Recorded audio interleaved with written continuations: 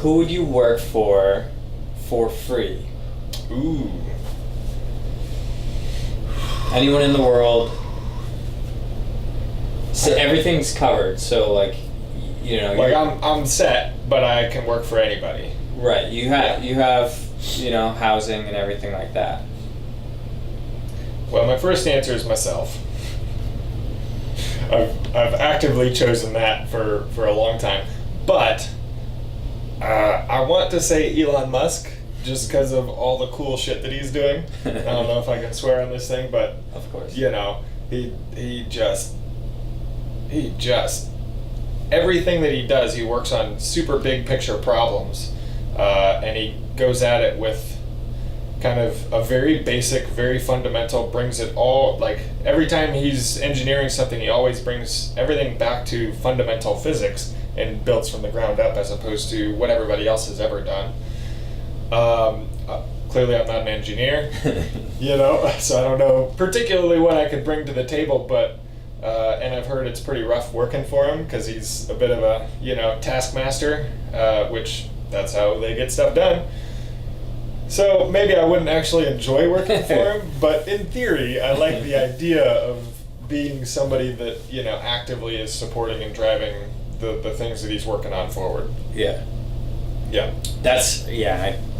I in theory. Yeah. How can you not get excited? I mean, if the environment is not fun, that's whatever, but when you go to work knowing you're trying to send rockets to Mars. Right? Yeah, you're trying to make humans multi-planetary species, or with Neuralink you're trying to help humans have a new way of communicating with computers and AI and intelligence, and literally kind of integrating that in with the human process.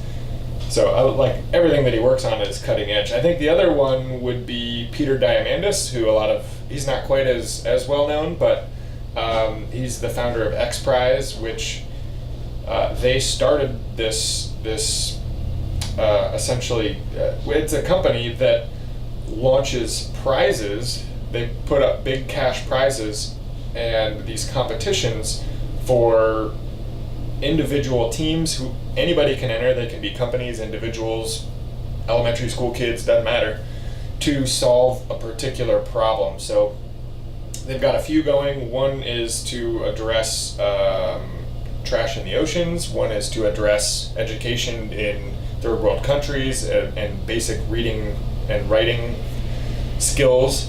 One is to essentially create the Star Trek tricorder handheld thing. The idea being, how can you have a device that helps the billions of people who don't have immediate access to medical attention self-diagnose and figure out what basic treatments they need. Right. So they do these competitions with cash prizes to incentivize teams to work on it, and oftentimes one team will win the cash prize, which in the end usually is only a fraction of what they've spent as a team to make that happen. Right. But then 4, 5, 6 companies come out of that competition because they've done so much work. They've built industry partnerships. They built prototypes. They've done all this stuff.